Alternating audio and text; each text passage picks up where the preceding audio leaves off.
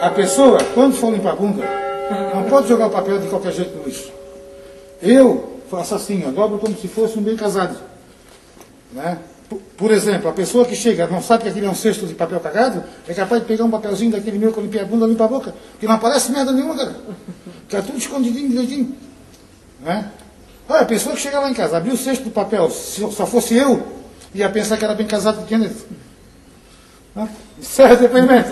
Guarda isso para mostrar para as pessoas ser chique. Outra coisa, não se faz cocô na casa dos outros. Na minha, eu não deixo fazer. Porque é uma coisa feia. Coisa de mal educação. Na minha casa, ninguém caga.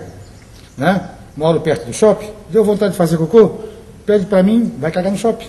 Eu espero e vou buscar. Não, mas você não tem nada para fazer. Mas não se caga na casa dos outros. É uma coisa na casa de namorada. Nós tocava junto no casal 20. Eu tinha um chevetinho azul, 77. Na hora de ir embora deu vontade de... meio enviado do estômago, né? E ela morava em Sambaqui, nós tocava aqui em Jagueiros. Aí ela disse, não, mas ó, faz o seguinte, faz lá em casa. Eu digo, não, Lídia, namorado, fazer cocô na casa da namorada, isso não existe. Paramos ali no caminho de Sambaqui, sabe ali? E eu tinha sempre o rolo de papel higiênico no carro, né? Eu digo, porra, onde é que eu vou cagar, onde é que eu vou cagar? Fui na frente do rancho de canoa, tinha aquelas estivas que eles botam para arrastar a canoa em cima, não tem? Me sentei em cima de uma estiva daquela, caguei na estiva, né? Aí a amiga, cheguei dentro do carro, a amiga assim, ô moço, eu digo, amiga, caguei ali em cima de uma estiva.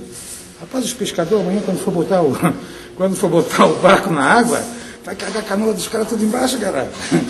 Eu digo, não, vai até ficar melhor dos caras arrastar, né? Porque vai ficar um tipo de uma graxa ali, né? Mas não, a casa da namorada não faz isso.